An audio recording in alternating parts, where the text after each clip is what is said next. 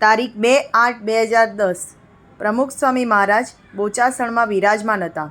જૂનાગઢ પંથકના મેંદરડા ગામના સરપંચ દિનેશભાઈ દર્શને આવ્યા. સત્સંગમાં આવતા પહેલાં તેઓ દારૂના અઠંગ વ્યસની અને વેપારી હતા. ટ્રકો ભરીને દારૂ તેઓએ વેચ્યો હતો. પરંતુ પ્રમુખ સ્વામી મહારાજની પ્રતિભાથી આકર્ષાઈને આ ધંધો મૂકી દેવાના સંકલ્પ સાથે વ્યસન છોડવા તેઓ ઠેઠ બોચાસણ સુધી આવ્યા હતા. પ્રમુખ સ્વામી મહારાજને જ્યારે આ વાત કરી ત્યારે સ્વામીશ્રી પણ ઉત્સાહમાં આવીને તેઓને 2 વખત ધબ્બા આપતા કહે, બહુ સારો સંકલ્પ છે.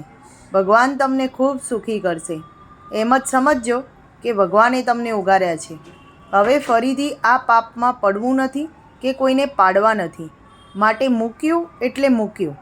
હવે શિર સાટાની વાત રાખજો. આમ કહીને વર્તમાન ધરાવીને પ્રમુખ સ્વામી મહારાજે તેઓને શ્રીજી મહારાજના આશ્રિત કર્યા અને સાથે સાથે સમાજમાં પ્રવર્તી રહેલી બધી ઉપર પ્રેમથી નાકાબંધી લાદી.